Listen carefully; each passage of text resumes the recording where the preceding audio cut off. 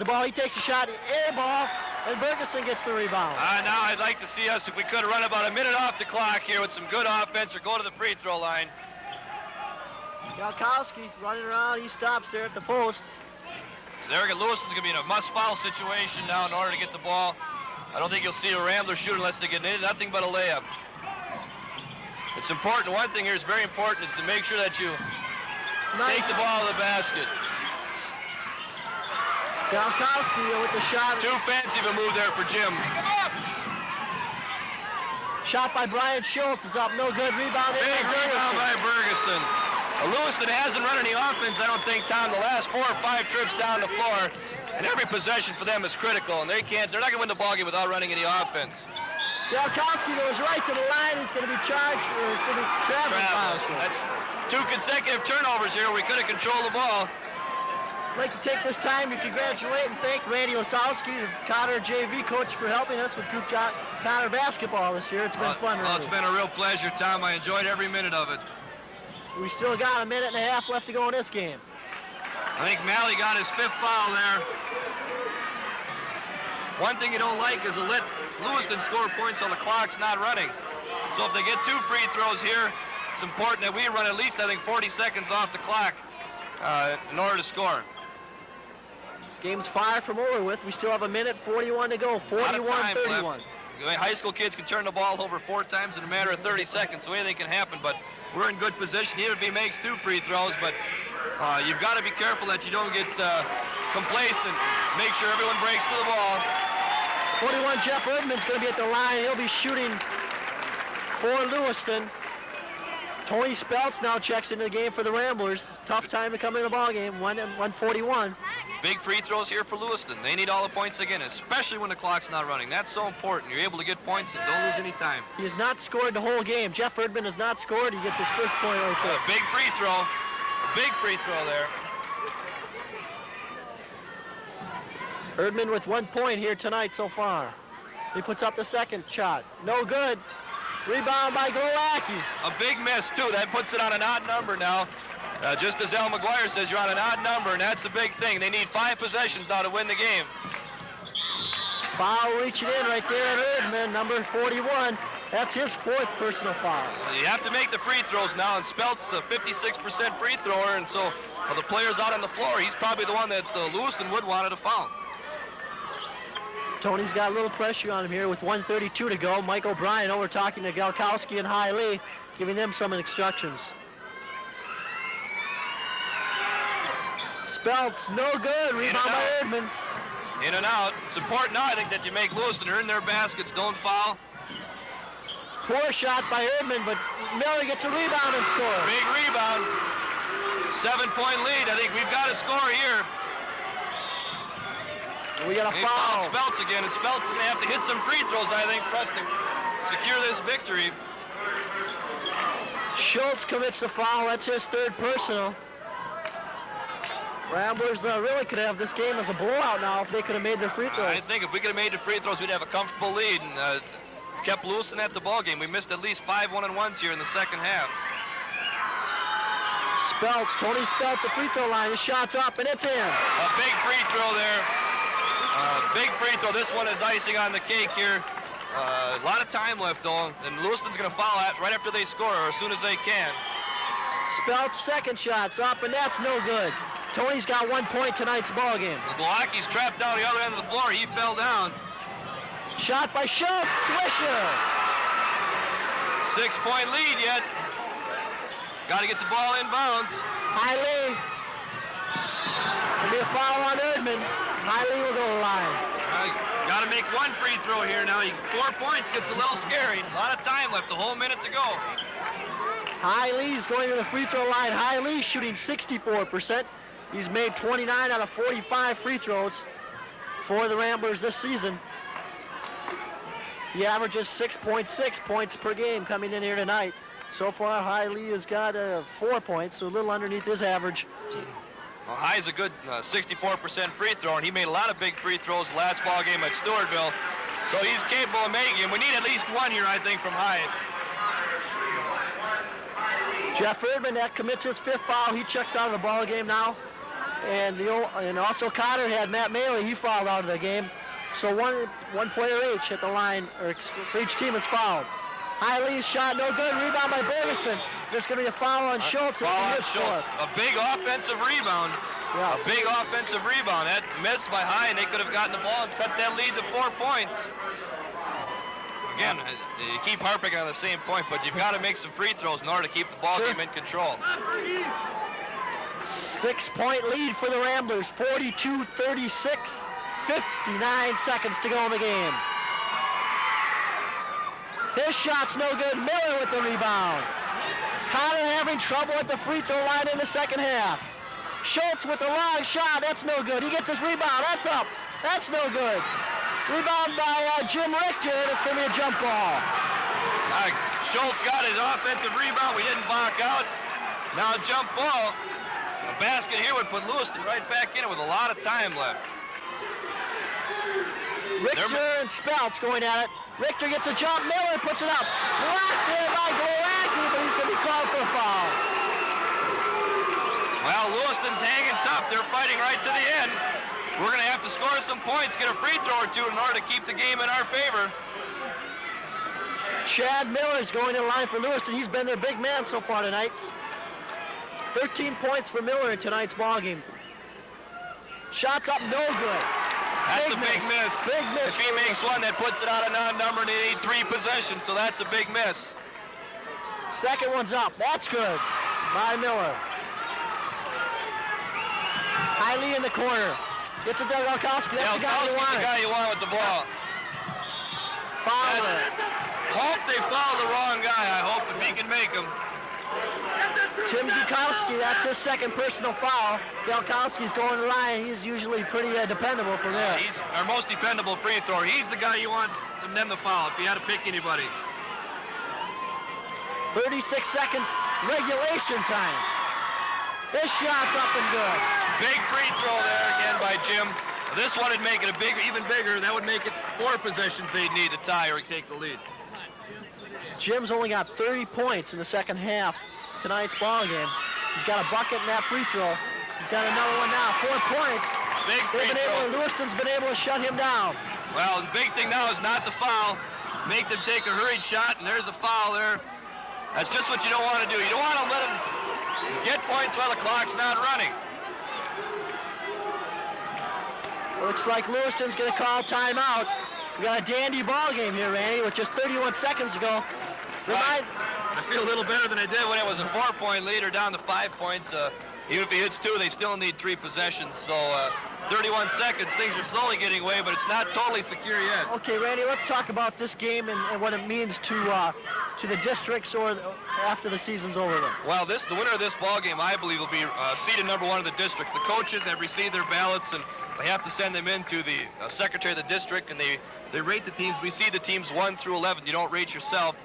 The coaches, for your own team, you don't vote for yourself. So I think the winner of this game will probably be seeded number 1 by the coaches in the district. They'll look at that and see what happens. And that number 1 seed puts you in the top bracket. That means you have a bye the first week or the first game of the districts, the first night. You don't have to play, which is important. You get that rest. And in the district, in order to win it, if you don't get a bye, you have to win 4 games. And if you get that bye at 3 games, and at the end of the year, a lot of games takes a heavy toll on those legs. So each team is undefeated in their conference. Cotter 7-0, 11-0 for Lewiston. But that doesn't matter. This is a non-conference game, very big in the districts, as Randy Lisowski just pointed out. It's been an exciting game, too, Tom. You got a packed house. Sure. Both teams have played hard. Lewiston could have quit, but they didn't. They've got to have a lot of admiration for that. Definitely. And I think we've played the ball game. We've had to play, and so it's just been a super, super ball game. That's Brian Schultz at the line. His shot's up and again. He's the guy you don't want to foul for Lewiston. I think so. I think he's a real fine ball player. He's not the one you want to put at that free throw line. His second shot's just like the first one. Makes it a 44-39 game. Heavy pressure by Lewiston in the front court. Hiley gets around that, but there's going to be a foul. Lewiston was able to foul there with only 3 seconds going off the clock. And so if we miss the free throws, that's going to give them an opportunity to cut it down to 3-point lead, that's important because then they only need 2 possessions again. So free throws, important again. Another guy fouls out for Lewiston, Larry Mueller. He had 5 fouls. So a fresh guy comes in, number 25, Jim Gorey, who hasn't seen any action today. Hiley misses. And Lewiston's got a break. They can score real quick here. The new guy takes a shot. He hits an air ball. Schultz with the rebound. It's up. No good. Miller with the rebound. It's good. 3-point ball game.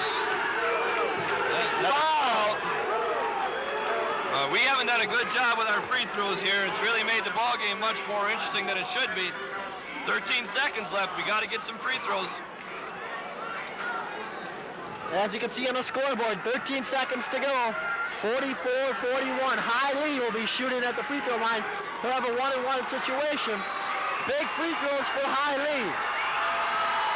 Listen to this crowd. The Lewiston crowd. Shots up, and it's in. Big free throw there. And High used all the rim on that one. I don't know if Lewiston has any more timeouts or not. So I think it's important that he hits this one, and then the clock's under 5 at the opposite end. We don't have to inbound the ball. Swisher, Hiley. Free throws there. I think that'll wrap it up, Tom. I think you're right. Schultz goes down. He loses the ball. That should be a 2-shot foul, I think. The official should call that a 2-shot foul. He had no chance of getting the ball, and I think that's the ball game and a big win for the Ramblers. Really a gutsy effort by the Lewiston Ball Club. It definitely has. They had a chance. They were behind by 10 most of the game. Late in the fourth quarter, they just didn't give up. Cotter could not take advantage of their times at the free throw line, but they're still going to win. That's the bottom line. And Lewiston had opportunity to quit down by 12, but they didn't. And they're going to be a tough team to beat in the district. It'd be a nice rematch, these two teams in the finals. Belkowski with the shot. And in. I think, Tom, you noticed 47-41, and we talked about earlier that Lewiston have a hard time winning if they didn't get above the 40 mark, and Ramblers pretty much right on target. Belkowski hits his second free throw. Schultz with the shot, the buzzer, it's good. Basket's good, good effort, and good ball game. Good ball game for the Ramblers. Nice effort by Lewiston. You couldn't ask for a better high school ball game. A tremendous basketball game. And stay tuned for the Cotter post-game show. Randy Lisowski, who's given a color commentator, will be talking to Coach Mike O'Brien. What a game here. 48-41 is the final. We'll have more coverage of Winona Cotter basketball coming up right after these commercial messages. Close game here, 48-43. They up their record now to 13-2 overall in the season. 7-0 still in conference. This was a non-conference game. Lewiston now drops to 14-2 overall this season, and 11-0. They're still on top of the Three Rivers Conference. Gail Moore and his team dropping a close game. They were rated 9th coming into tonight's game. Ramblers rated 8th. Unofficially, let's go over the scoring here. Brian Schultz, he was one of the big men for Lewiston Cardinals. He had 12 points. Larry Mueller, who fouled out of the game, he had 5 personal fouls. He had 4 points in tonight's ball game. Jeff Erdman, who also fouled out of the game for Lewiston, had 1 point. The big man, however, Chad Miller, underneath the center for Lewiston, had 16 points in tonight's game. And number 53, Larry Wolfing, played a strong forward for Lewiston, had a total of 10 points in tonight's ball game. Cotter played well defensively and only giving up 43 points. Offensively, not exactly getting the points that they wanted. Scoring for Cotter, Joel Bergeson had 7. Jim Galkowski had 16 points for Winona Cotter tonight. He was a high scorer for the Ramblers. 11 points, Jeff Glowacki. And also with 6 points, High Lee, who got in foul trouble earlier on in the game. And also 8 points with Matt Maley. So as Coach Randy Lisowski is about ready now to interview head coach Jim O'Brien and Jim Galkowski. Take it away now, Randy. Lisowski and Coach Mike O'Brien. Jim, first of all, you good ball game. Was it the game you expected tonight? Well, yeah, we knew, it's a real big game in terms of district seed and everything, and everyone knew we had to win it. Came out really intense, looking to play a big game. We weren't going to lose this game. Well, looked like we played with a lot of intensity. It was a slow start. 12-point lead in the fourth quarter. Some free throws down the stretch would have helped us really control the ball game a little better. Free throws did hurt us. I should never have gotten that close. We should be at the point where we were hitting all our free throws, and just not letting them back into the game. We got to put them away when we have to. The killer instinct, was Lewiston the team you expected tonight, Jim? Yeah, they're pretty physical. We expected that, but then again, I think we play our best against physical teams because they get us to, to push back and to try harder ourselves. So, we knew they were going to be that big and that good. We just had to go out and get them. Coach O'Brien, your thoughts on tonight's ball game? A good win, a big win for the district. Was it your game you expected tonight, Coach? Pretty much so. I thought if we could keep them down, keep their scoring down, and rebound with them, that we would do well. And we seemed to do that. We had a good second quarter that put us in the lead, and like you say, if we could hit a few more free throws down the stretch, that would help us quite a bit. I thought we played real well tonight with intensity, a good patience, a lot of big rebounds. What do you look for now down the stretch? You got 3 ball games left to round out the conference. Where are we going to head from here, Coach? Well, we're going to take one ball game at a time yet. We got a ball game on Friday night against Austin and Austin Pacelli, and that's the next one that we're looking to win. And whatever improvements we can make before the end of the season, well, that'll have to happen in those 3 ball games. Jim, players have any goals for this season you're still shooting for? District championship first of all, and then from there we want to. Well, we're just taking it one game at a time. Obviously we'd like to go back to the state tournament, but we realize we got to win districts before we can go back there. Any pressure on the team, having gone to the state tournament last year, 3 times in the last 4 years? Players feeling any pressure on that, Jim? I don't think there's any pressure, but again, I think we realize that competition's there. We see Wabasha and Lewiston have been in the top 10. Gaylord and West Concord are both in the top 10. They're all in our region, so we realize it's going to be tough getting back, and we just got to get up to the task, and hopefully we'll get back up there. Congratulations, you, Jim. Another good ball game. Coach O'Brien, another good ball game. Congratulations. You got the same goals as the team, Coach? Sure, absolutely. That's it from here. Back to you, Tom. A good ball game for the Ramblers tonight. Okay, thank you very much, Randy. And also our thanks go to head coach Mike O'Brien and also to Jim Galkowski, who had 16 points for the Winona Cotter Ramblers. So the Ramblers, once again, on top. They've up their record now to 13-2 overall in this season. They've got 3 conference games left. They've got games against Stewartville, Pacelli, and Casson Manorville, along with Lake City, before they finish off the season. And Lewiston drops now to 14-2 overall. This has been Winona Cotter basketball. The next cable cast will be Winona State University against Southwest State University at 7 p.m. That will be on February 25th from Studio 6, Group W Studio 6 here in Winona. Tonight's game has been directed by Alan Light. Audio graphics go, of course, Bernie O'Grady, who's done a fine job on graphics for Group W tonight. On the cameras, once again, doing a fine job. Chuck Odzema, Jim Tschumper, and Robert Krause doing a fine job behind the cameras. Thanks to Cotter Basketball for their advertising and Mike O'Brien. I'm Tom Hansen, along with Randy Lasowski. And once again, our final score here.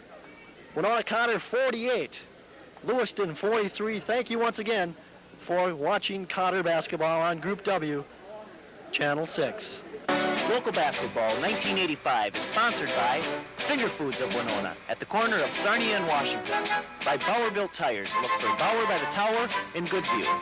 By Kennedy Business Systems at 111 Main Street in Winona. By Winona Glove Factory Outlet Stores at 416 East 2nd Street in Winona. By Face of Music in the Winona Mall. And by McVeigh's. Stepner cans the easy shot inside as the Tigers had the lead in the game, but Winona Cotter came from behind. They worked the ball and finally get it inside to Jeff Glowacki, who puts the shot in off the glass as the Ramblers drew close to Stewartville. Now the Ramblers were down.